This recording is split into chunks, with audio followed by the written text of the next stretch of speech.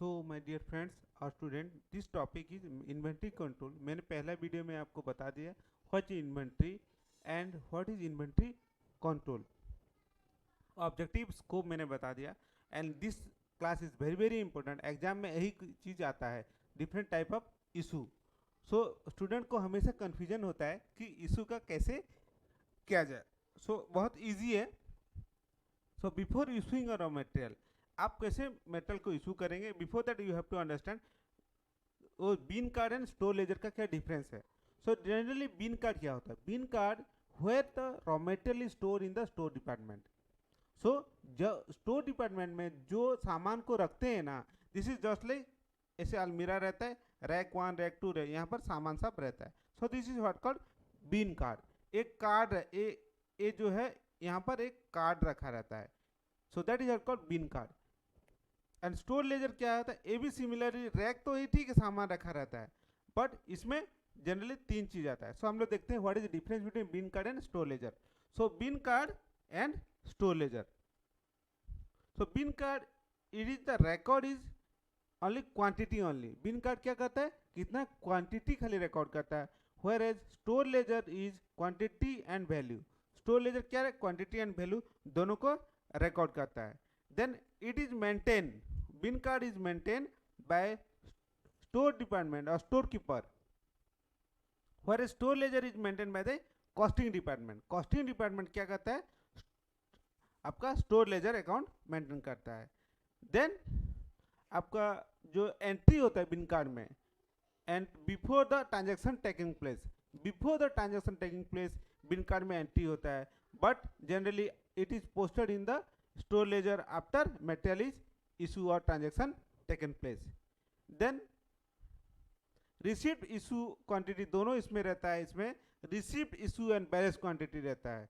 Store ledger में क्या? Receipt issue and balance quantity. This is the main difference between bin card and store ledger. These are the main difference between bin card and store ledger. Next, several method of pricing issue. Issuing का जो आप raw material तो receive कर लिए, फिर उसको आपको issue करना है प्रोडक्शन डिपार्टमेंट में। What are the different method? बहुत सारे मेथड, जैसे बोला FIFO method, fast in fast out, LIFO last in fast out, average, simple average, then weightage average, periodic average, then moving average, specific rate and standard rate. These are the some of the method of issuing of raw material from the production store department to the production department. हम लोग एक एक करके देखते हैं। FIFO method, FIFO method क्या होगा? Fast in fast out. जो मेटेरियल पहले रिसीव हुआ होगा उसको आपको पहले इशू करेगा। इशू हम लोग क्या पढ़ रहे हैं अभी? इशू मतलब स्टोर से प्रोडक्शन डिपार्टमेंट का इशू होगा। कैसे इशू होगा? Fast in fast out. जो मेटेरियल पहले आया उसको आपको पहले इशू करना होगा, तब जाके उसको बोलते हैं फास्ट इन फास्ट आउट। पढ़ते हैं, this is the method assumption that raw material is issued for consumption in the same sequence which is received. जितना आया उतना आप इशू करोगे इन फास्ट क्रोनोलॉजिकल, 1 2 3, देन 1 2 3 मीन्स जो आया वही गया, पहले जितना आएगा उसको पहले इशू करना है, fast in fast out. And this is the rate applied to the earliest receiving of raw material of stock issue. That is called fast in fast out method. Main assumption क्या है? It is based on the assumption that raw material is which is purchased fast should be issue fast. Which is purchased fast, which should be issue fast. ठीक है? Generally क्या क्या importance है? Major इसका importance FIFO method का है, material as price at the actual cost. Material जो price हो गया एक्चुअल कॉस्ट पे मेटेरियल कॉस्ट प्राइस होता है। सेकंड हो गया इसका closing stock is value on the latest price paid. Closing stock जो है लेटेस्ट प्राइस पे होता है, ठीक है। And charge to the production material cost is the oldest price. Production जो होता है मटेरियल का जो चार्ज किया जाता है oldest price. This is the FIFO method. What is the advantages of FIFO method and disadvantages of FIFO method? Advantages क्या है? This is based on the realistic assumption. पहला एडवांटेज क्या हुआ, it is the based on the realistic assumption. Second हो गया metal are issue on the actual cost. So metal when it is issued at actual cost, then unrealistic profit is not considered. Second हो गया ये. Third हो गया inventory is value on the latest price. Inventory is value on the latest price. Then fourth is it is easy to understand and simple to understand. FIFO method बहुत easy है समझने के लिए और implement करने के लिए. So these are the advantages of FIFO method. Then LIFO method का सॉरी देन हो गया डिसएडवांटेजेस. सो डिसएडवांटेजेस क्या हुआ है कि it is the old price, जिसे फास्ट इन फास्ट आउट, पहले आया तो पहले इशू कर देंगे. So it is not proper method of issuing of raw material. ठीक है, बट जहां पर इन्वेंट्री लॉस हो जाएगा, जैसे हो गया पेरिशेबल नेचर होगा, वहां पर फीफो मेथड एप्लीकेबल हो सकता है. But those material where there is no perishable product is used, then in that case FIFO method is not better method for issue of raw material. No comparison, आप comparison करने में आपको better result नहीं देगा. And the price are subject to the frequently change. जहां पर price बहुत ज़्यादा फ्लक्चुएट करेगा FIFO मेथड काम नहीं आएगा. So these are the difference of FIFO method. Then LIFO method, last in fast out. Last in fast out. FIFO क्या था, fast in fast out, fast in fast out. LIFO method last in fast out. LIFO मतलब last in fast, जो metal last में आया उसको issue पहले करना है. So last in fast out. Metal which operate just reverse of FIFO method. FIFO method का जो रिवर्स है उसको बोलते हैं LIFO method. Metal which are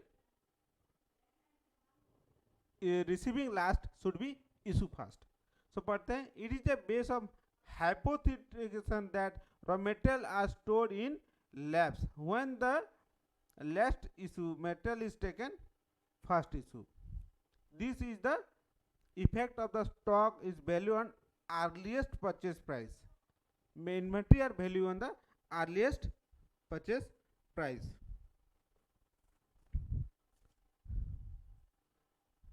Physical flow of raw material may not be comfort for FIFO, that is assumption. So इसका एक दो point और क्या है, मेन पॉइंट्स है इसका. Material issue at actual cost, material issue on actual cost. Second हो गया closing stock is value on the oldest price paid and competitively out of line of current market price. Inventory value on the on oldest price. और charge to the production of raw material cost is be least latest price paid. Latest price paid. So what is the advantage क्या है इसका, it is charged to the production at the latest price. Second हो गया FIFO method जो है it not give the proper results of LIFO method also it not give the unrealistic profit जो है वो इसमें बुक नहीं होता है. so it give the proper feedback. Third is it is simple to understand. So this is the advantages of LIFO method. Then disadvantage क्या है, it is a not realistic approach, not realistic approach of inventory valuation, and closing stock is value on the old price. When price will be fluctuate then it is also not applicable, just like FIFO method. बहुत ज़्यादा price fluctuate करेगा तो आपको ये LIFO method भी काम नहीं आएगा. Then simple average method. Simple average method where there is a many variation in the purchase price.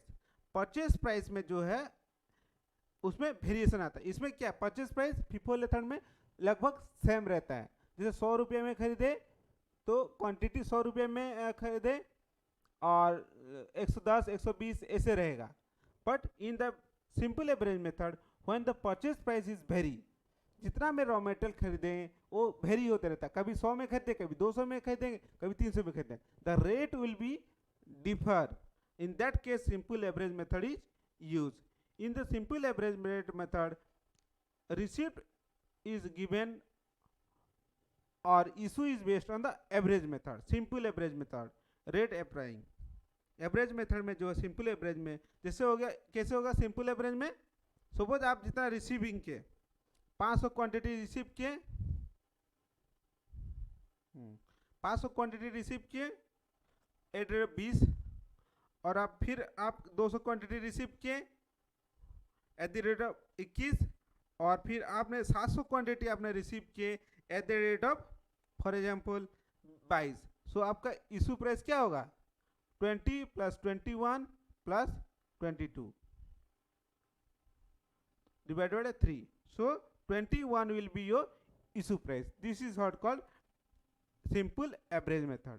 So material will be issue on the average rate, simple average rate. Then हो गया weightage average. Weightage average method जो है it is generally बहुत अच्छा है, simple method से अच्छा है average method. This method comes to the demerit of simple average method. Simple average method का डिमेरिट के लिए वोटेज एवरेज मेथड आया था. After every received raw material और average rate is calculated by total value and total quantity. जितना receive करेंगे तो उसके बाद क्या होगा, हम लोग एक रेट निकालेंगे, और रेट कैसे निकला, total value by total quantity के बाद हम लोग रेट निकालेंगे. जो रेट आएगा उससे इन्वेंट्री को वैल्यूएशन करेंगे. This the value of the issue should be always range of highest and lowest paid price. Generally highest and lower price का एवरेज होता है. And stock will and the issue of stock will given and the value of the simple price. जैसे इसमें क्या होता है, आप for example इसी में जैसे हो गया 200 क्वांटिटी आप रिसीव किए 10 रुपये में, 100 क्वांटिटी आपने रिसीव किया 20 रुपये में, और 300 क्वांटिटी आपने रिसीव किया आपका 30 रुपये में. तो कितना होगा वैल्यू, ये जैसे हो गया आपका 2000, ये भी 2000 हुआ, और 9,000 हुआ. सो आपका इसका डिवाइड क्या होगा, डिवाइड ये दोनों को डिवाइड कर दीजिए. सो 9, 10, 11, 13, ठीक है. डिवाइडेड बाय टोटल क्वांटिटी कितना हुआ, ये हो गया क्वांटिटी, ये हो गया रेट क्वांटिटी 6. तो 6000 डिवाइडेड बाय 6 कर दीजिएगा 600. सो जो रेट आया वो रेट से आपको इन्वेंट्री वैल्यूएशन होगा. सपोज ये आपका 20 आया, suppose example. So this will be your issue rate, और इसमें जैसे होता है एवरेज में 22-21 रुपया. सो this is about the weightage average rate. Advantages क्या है वेटेज एवरेज मेथड का, it is the method out of inventory fluctuation. मतलब जब रेट बहुत ज़्यादा फ्लक्चुएट करता है तो वेटेज एवरेज मेथड यूज करते हैं. नो अनरियलिस्टिक प्राइस और loss arise by use of this method. And disadvantage क्या है, इशू प्राइस में not be current market price. Issue price जो है करंट मार्केट प्राइस नहीं होता है. Second is the method is calculated on many calculation of purchase made frequently. अगर बहुत ज़्यादा फ्रीक्वेंटली परचेज होगा तो रेट चेंज हो जाएगा. So these are the some of the issue. Next हो गया periodic method. So periodic average method, this is the method of rate of metal receiving during the specific period are considered for the purpose of calculation of average rate or pricing issue. Early rate are ignored. Means जो periodic average method में हमेशा आपको average calculation करना पड़ेगा, उसी से आप लोग रेट लेंगे. यूजुअली दिस हायर और lower price are issue in stock. Then moving average method में क्या होता है, under this method specific number of rate is considered for the purpose of average. एक स्पेसिफिक रेट कंसिडर किया जाता है एवरेज पर्पस में. And new received are earliest received is ignored. Then specific method, specific rate में एक particular standard rate और specific rate दिया होगा. On that rate issue should be made. कितना रेट में आप परचेज करो इशू होगा वही स्टैंडर्ड रेट पे और स्पेसिफिक रेट में। So this is all about the inventory issue methods, ठीक है। So this is all about the inventory method. सो एक प्रॉब्लम करने से अच्छा रहेगा। फॉर एग्जाम्पल आपने देखिए store ledger account, generally store ledger account में 3 कॉलम रहता है, ये रिसीव्ड, इशू एंड बैलेंस। ये हो गया डेट, ये हो गया पार्टिकुलर, और ये रिसीव्ड, ये issue and balance. So rate, quantity rate, quantity rate value, quantity rate value, एक quantity, a rate, a value, quantity rate value, quantity rate value, ठीक है।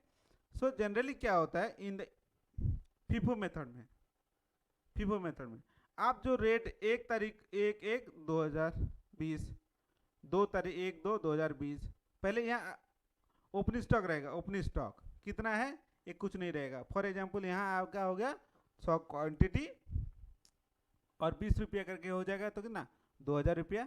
सो 10 ले लो, सॉरी 10 ले लो, तो ये 200 हो गया, ठीक है। नेक्स्ट हो गया 2 तारीख को फिर रिसीव किए, रिसीव किए गुड्स रिसीव नोट नंबर, तो आपने कितना रिसीव किया। फॉर एग्जाम्पल फिर आप 5 क्वांटिटी रिसीव किए, उसका रेट था 10 रुपया, तो 50 हो गया। तो यहाँ क्या होगा फीफो मेथड में ऑलरेडी 10 था और कितना आया 5, तो ये तो उतना ही रहेगा 200, और 5 जब रिसीव किए 10 रुपया रेट करके, तो कितना हो जाएगा 50, ठीक है। आपको इशू करना है, इशू अगर 3 तारीख को करेंगे आप, फॉर एग्जाम्पल आपको 3/2/20 को आप इशू किए, रिक्विजिशन स्लिप नोट नंबर आप इशू करेंगे,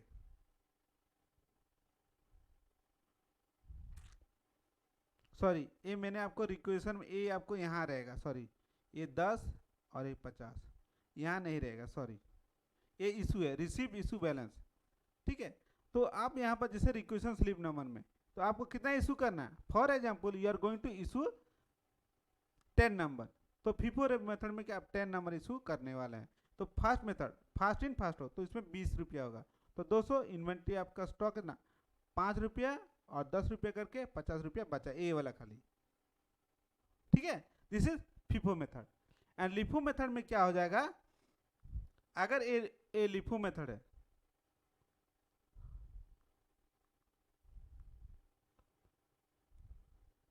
for example A LIFO method होगा, तो आप कैसे होगा। सो फॉर एग्जाम्पल ए हो गया लिफो मेथड, क्या मेथड है LIFO, last in fast out, LIFO LIFO. तो ओपनिंग स्टॉक आपका जितना था इतना ही, सपोज 10 क्वांटिटी है 20 रुपया करके 200 हुआ, ठीक है। सो नेक्स्ट गुड ए हो गया ओपनिंग स्टॉक, ये हो गया परचेज, ये हो गया इशू।